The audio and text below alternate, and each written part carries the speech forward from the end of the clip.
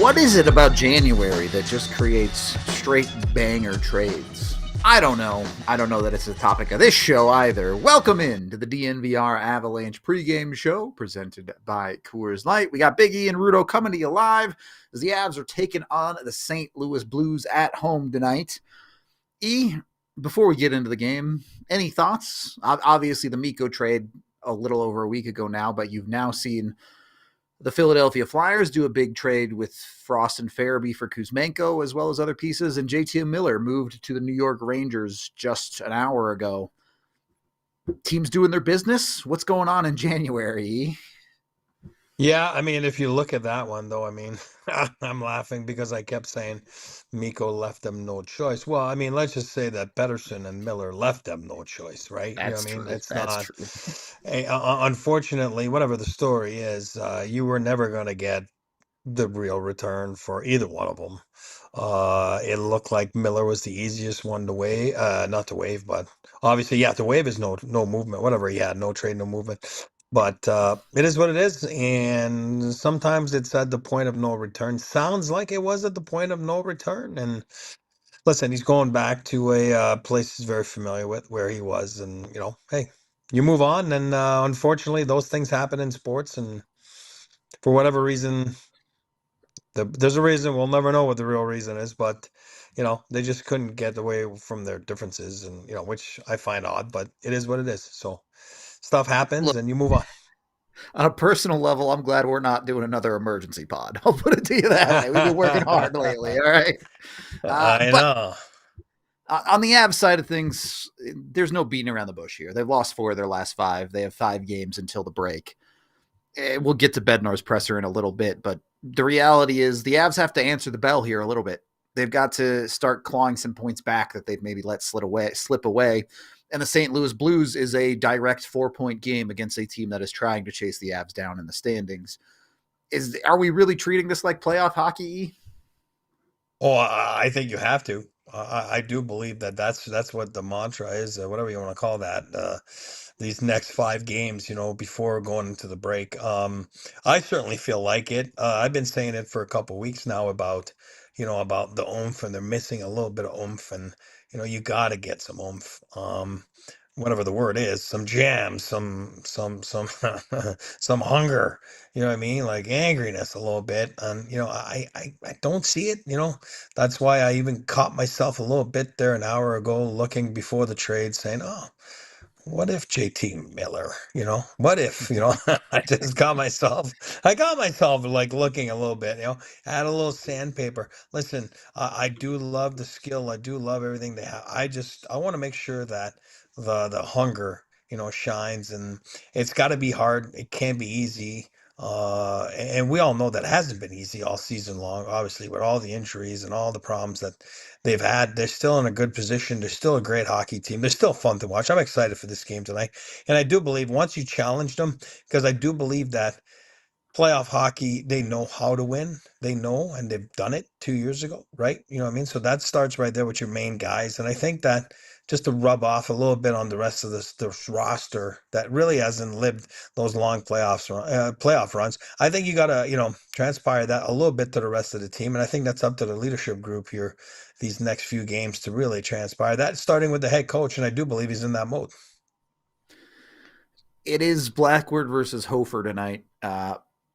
Another opportunity for the Avs to maybe take advantage of a backup goalie. And on Blackwood's side, I'm not saying Blackwood has played poorly, but maybe hasn't lived up to quite the level of expectation that we were getting from him when he first joined the Avalanche. How important is it for Blackwood to get right and get back on track over this next stretch, as much as the goal scoring and all the other issues we've talked about for the Avs? No, you're bang on. You said it. Listen, if I'd be the first one if this was number 40, I'd be all over him in the sense that my point is I'm not blaming him. I like Mackenzie. I like him a lot. I do believe he's going to take them very far. I love what they did. I love the contract. I love everything about the person. I love the athlete. His run was outstanding. Right? Those 10 games, whatever it was. It was like, again, I think you're the one that said it. You can't sustain that, which you can't. Yeah, yeah. You know what I mean? But then I'm not going to blame it either. But he knows that he's got to make a few more of those saves. I mean, you have to make some, and that's the difference between winning and losing. A fine line. Before a game can escalate like last game, all of a sudden you make one more save and you keep it right there, and it doesn't get out of hand. When I say out of hand by more than one, it's a different game. I think he's going to challenge himself, and I think that he's no different than the rest of the team. It's playoff hockey tonight. Maybe I would have liked to see Bennington on the other side. That would have been nice.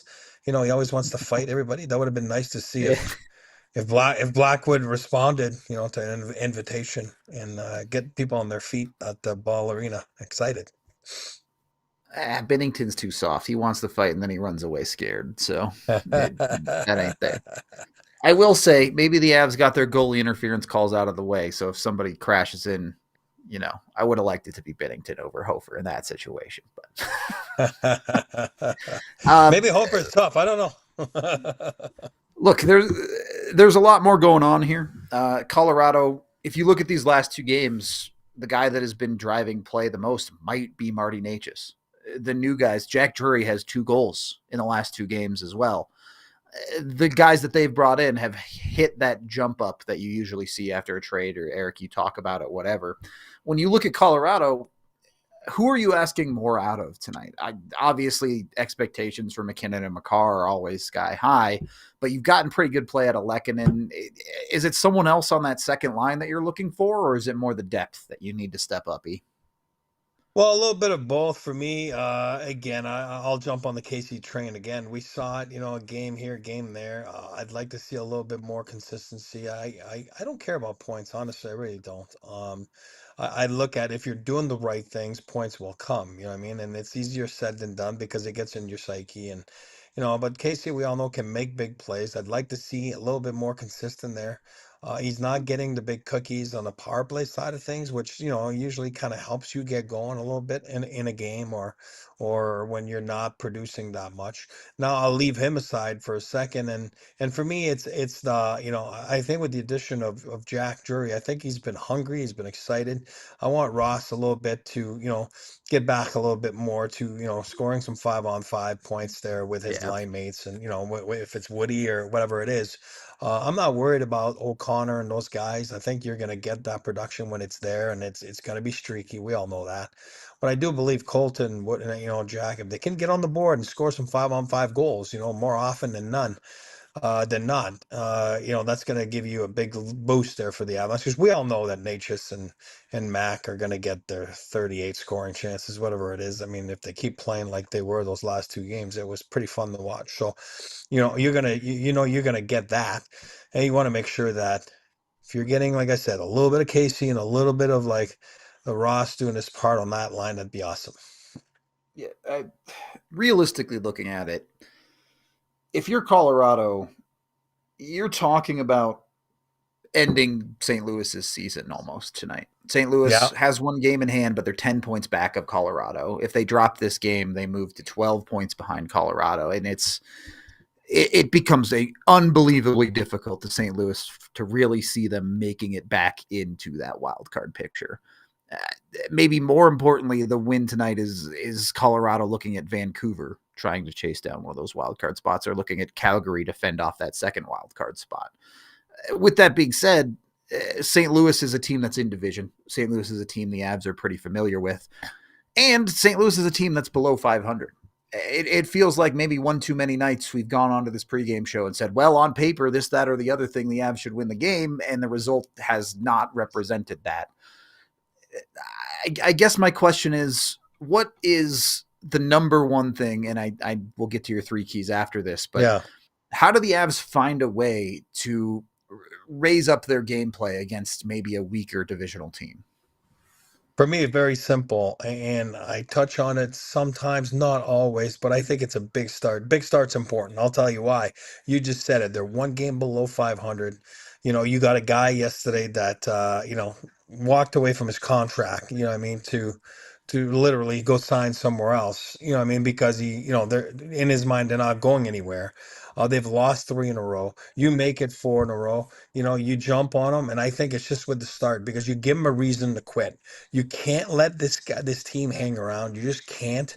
And they're going to work. Monty's going to have them huzzing and buzzing, whatever you want to call that, because that's what they do. And they'll score by committee. They don't have a McKinnon. Obviously, they don't have Bennington in net tonight. They don't have Chris Pronger on D like they used to, right? It's right. Pietrangelo. I mean, just for the younger generation.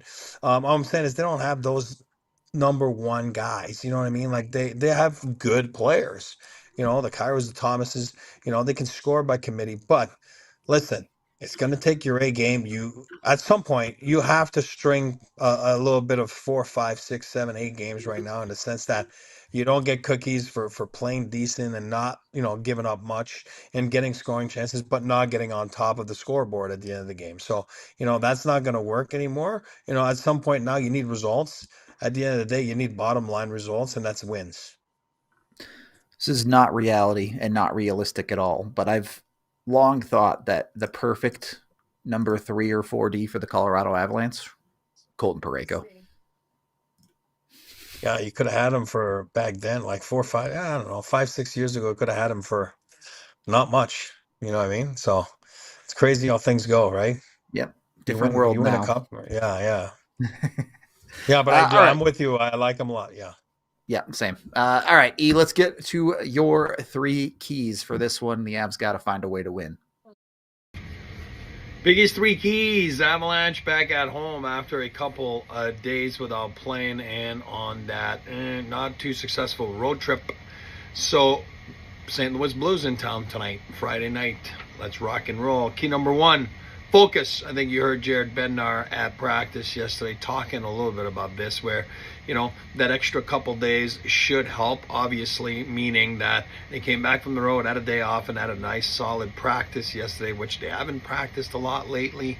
So works out good that they got to dial down or dial in on a few things. And I think the focus will be at the essence tonight for the Avalanche. We saw last couple of games, they lose focus a little bit, especially protecting the house, and lose focus on assignments, and next thing you know, the puck's in the back of your net. It's not the amount of chances they gave up, but it's more the type of chances. Again, losing focus was at the main point of those chances. So very important to get your focus back. Number 2, 4 points on the line. I know it's one game at a time, but you got to challenge yourself. They are playing less than 40 hours, whatever you want to call that, tonight and Sunday afternoon. 2 points on the line before the Four Nations break. Sorry, 2 games on the line, 4 points before the break. So very important that they take care of business tonight, against the Blues, but also on top of it, challenge yourself to make sure that we're locked in, we're focused, and we're ready to go for those next 40 hours before hitting the road now for 3 more games before the break. Key number 3, hard hats on. Hard hats, blue collar. St. Louis Blues, no pun intended. They work hard, they roll. Obviously, Jim Montgomery, as the new coach there this year, you're trying to get a feel for his team. They're below 500 right now, 1 game below 500. Probably in the thick of things right now to make the playoffs. They're going to have to go on a run. So this is their season right now. So make sure you match the intensity or even go above it, and you're going to be all set. The Blues have lost 3 in a row.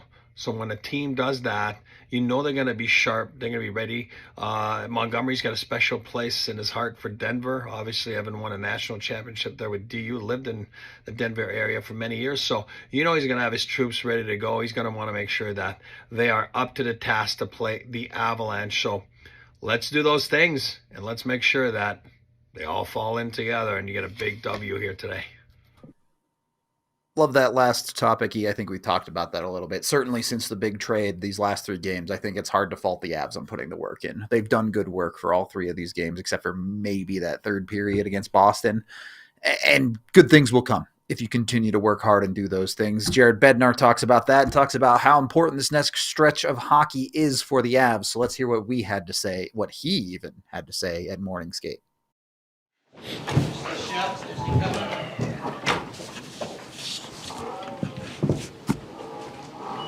Hey guys, go ahead. Coach, you're starting the final stretch here before you get a nice break. Is there any extra message of empty the tank, you're about to get a nice little chunk of time off here? Yes, there is. Plus, we need the points.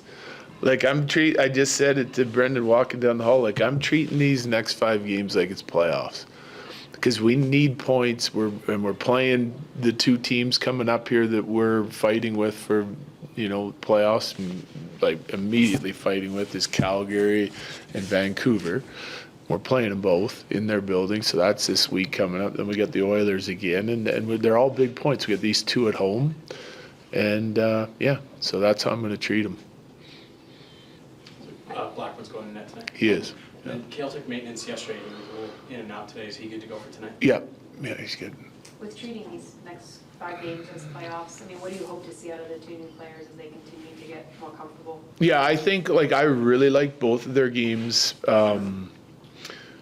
And I love the second game from the Drury Wood Colton line. I want to see that again. Well, exactly what they did on the island.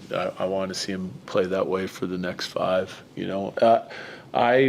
I can't say that I'm looking for more out of those guys. I'd like to see Marty shoot it a little bit more, and I think that line's got to find the back of the net with some of the opportunities that they've had. But I just think you stick with it like that. If they play the way they have over the last handful of games, that they will score. So it's not like I'm looking for major growth here. I like to see them continue doing what they're doing now that the initial bump of being here is gone. I think it's been 4 or 5 games since Walensky came back. Have you seen, has the break, I guess, work as intended? I think he's been okay. Like he coughed one up with the New York Islanders game that cost us a big goal against, and it's that's one of the things that he's got to sort of fix and cure to make sure that he's not hurting our team. Like we have, it's going around the room and everyone kind of has their thing that we're paying attention to, because like some of our mistakes are costing us games right now, and unfortunately, like we can't live with that. How do you think Nate has responded to all this? Everything in the last week. You were telling us yesterday that everyone's had time to digest it, but Mikko was a guy that he's played with pretty much for the last 10 years. How do you think he's adjusted in the last week? I think he's been great. I think attitudinally, certainly, like we've kind of been through, like it's sad to see Mikko go and all that, but I feel like as a leader of the team, you got it. Like you can still have those feelings and turn the page and move on and do what's productive for our team. I think he's done that, including taking Nekash under his wing and talking to him. There's lots of dialogue and conversation that he didn't need with Mikko that now he has with Nekash. You're talking about power play constantly. They're talking about their ozone shifts all the time. What's expected, what the demands are. Like I just feel like he's been a great leader since the trade. Not that he wasn't before. Speaking of leadership, Cal McCartney, one of the alternate captains for Team Canada, obviously was an A for you guys. How have you seen him grow as a leader since he came into the league? I think, and it's the way I would personally want it. Like he comes in as a, highly touted guy and comes in and has initial, like immediate success, but was quiet, and he went about his business and let his play do the talking. And then over the years, as he, and keep in mind, he's been an elite player that whole time, okay? But he didn't go out of his way to, make sure he was the voice in the room. Like we've got strong leadership, older guys, but his voice has come along over the last few years. Super confident guy, but it's just there's a respectfulness of the way he goes about his business. It's why I think he's a great choice. Number one, he's going to be on the ice half the game in the games that he's playing there. He's a defenseman. The other guy, like you can name, probably Nate included, you can name any other guy on that team as assistant captain, right? But you got a guy that's going to play a lot, that is a strong leader, that leads by example, that's quiet, but when he needs to say something, he will. I think it's a really good sort of fit because you already have 2 forwards already named. How does that top power play look different with Metchis on it? Yeah, in almost every way. Because again, we talked about it yesterday. Were you maybe not there? Yeah. So we haven't had any right shots, number one. So now you've got, it was always lefties and no right shot in the middle. And so like now you've got, Nate on the one side, and him and Nekesh can play that game. They can flip sides, but like you're just adding another right shot forward to the mix, which is kind of nice. So you can move them around in different ways, and I think it's something we've been lacking on our power play, because Mikko used to control the puck a lot on his side, and he has a lefty on the goal line, but then there's no right-handed shooter in the middle. I mean, I think ideally that's where you'd like it, and if you have Nate and Nekesh, you have a lefty shooter in the middle, and so there's different ways to set it up. Guys play, different teams are playing, offhanded guys, like right shots on the right side and left shots on the left side. But it's definitely changed. It's going to change, and it has changed already. And we've liked some of the things we saw, especially in the Island or in the Ranger game. I thought it was outstanding. So, hopefully they continue to grow and find a rhythm, and they're going to get some movement and get creative a little bit with it here. So they've talked about a bunch of things that I think can help us. Is there more responsibility or maybe pressure on Arturi Lehkonen with the departure of Mikko Rantanen from just a scoring perspective? No, I mean, he's doing a pretty good job scoring when Mikko was here. I think it falls on everybody. You got to score enough goals to win. I don't have a number set in my head where it's like, okay, we got to score X amount of goals this season to be successful, because that's just not. It's not accurate, You have to score enough goals on that particular night to win, and you got to repeat it 82 times and in the playoffs. So if you're not scoring a lot, you better make sure your checking's like really good. And I think the goal is to get your checking as good as you can possibly get it, and get your offense as good as you possibly get it, and then go, play to that level 2 weeks at a time, times 4 in the playoffs. So I think right now we're a little bit dry on the goal scoring department, so it kind of falls on everybody, including our fourth line, third line, everyone involved. Carolina's system is almost kind of looked at as a very defensive heavy system too. Is there any expectation from Nature's injury to kind of translate that into your style of play? Yeah, well, I mean, I think every coach is talking about defending the right way and defending hard. Some teams are better at it than others. They're super aggressive in the way they play, but not just on the defending side of it, on the offensive side of it as well. But those two guys have kind of stepped right in our lineup and haven't had any problem with the transition on making defensive reads. And so it's kind of, there's a lot of similarities, even though there's some differences to it in the D zone and off face-offs and whatnot. But I think, I talked with Drury yesterday, and he feels really good. He didn't even have any questions on it. I went through his tape. He hadn't made any mistakes on it. So far, so good. Last one, Colleen. The Blues are kind of struggling, obviously, but they're still a Central Division rival. What are you kind of focused on in this game tonight against them? Well, it depends what you mean by struggling. Because I look at analytics, and I look at theirs might be struggling a little bit to get results as we are, but I think there's a lot of numbers there that I think you got to be careful of. It's a dangerous offensive team. They've been really good on the defensive side of it. I mean, some of their numbers are better than ours. Some of ours are better than theirs. So it's go time. You got to go prove it on the ice, and so someone needs to get the results tonight. I'm sure hoping it's us. Thanks, Jared. Yeah. Thanks, Coach. So, my dog is excited for the game, clearly. Look, I think Bednar said it best. When you're in skids like this, when you've lost 4 of your last 5, you get to a point where it has to be everybody, right? Yeah, expectations are higher on the Stars, whatever, but you as a team have to come out of this. It's not any one individual player. No, you're bang on, and that's why I was saying earlier I was using McKenzie. Blackwood, in the net, he's got to be better. As a decor, they got to be better. They can't fall asleep and give up those 1 or 2 chances, even though they're not giving up a lot. Don't give up those dumb ones.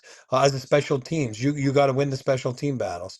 Up front, your top end, they got to produce, but then also your secondary, what's his name, Casey, but also. As a third line, like Colton, you got to help out there and put up some points on the board. And that's when all hands are on deck, and you got to get going. And there's no ifs and buts. I talk about cut up oranges and juice boxes. Tonight, close ain't good enough. You got to get 2 points, and you got to get going. And it's just, I don't care what you do.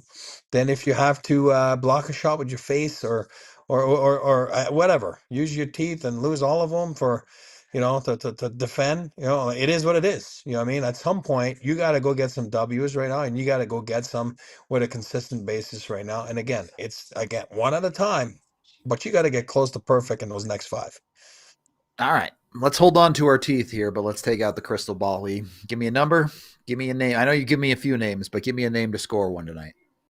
Well, I'm gonna go. I'm going Natchez again tonight. Not again, but that I picked him last game. Was it? I'm gonna pick him again tonight. Like I really liked this game the last 2 games. I'm going with the easy pick Natchez, and I'm gonna go.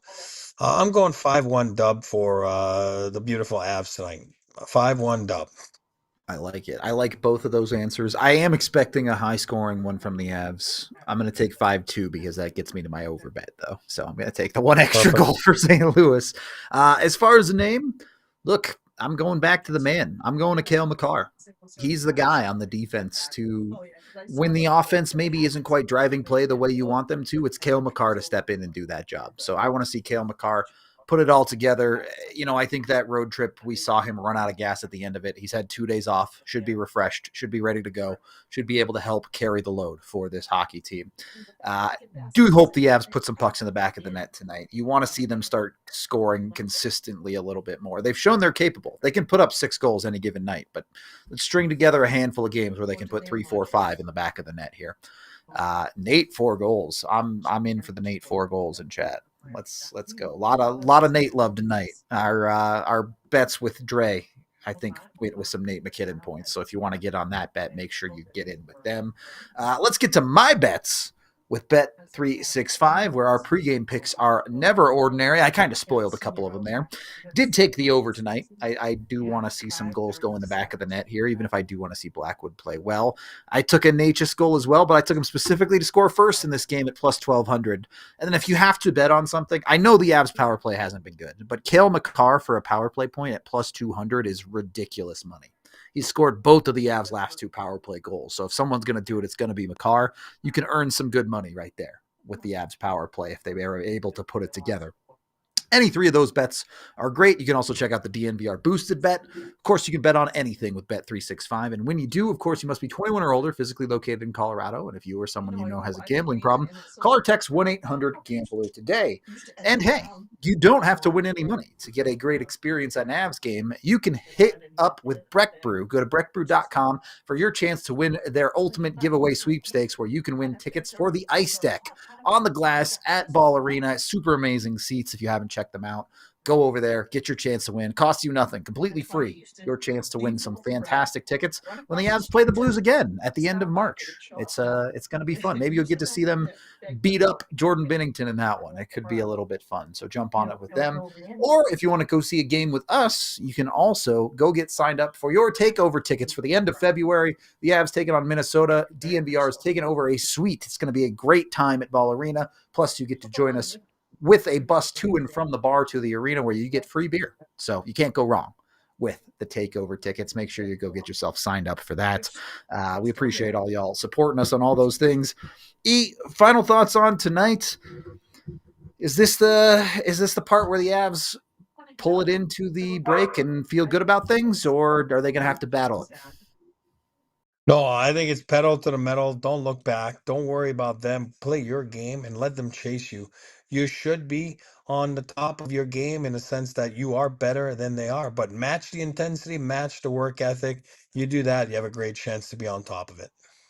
Succinct. I love it. We're going to wrap up this pregame show. Watch along coming your way. If you want the living room vibes, me and Micah will be watching along from my couch. So come join us. Come chat Avs hockey with us. It should be a fun one.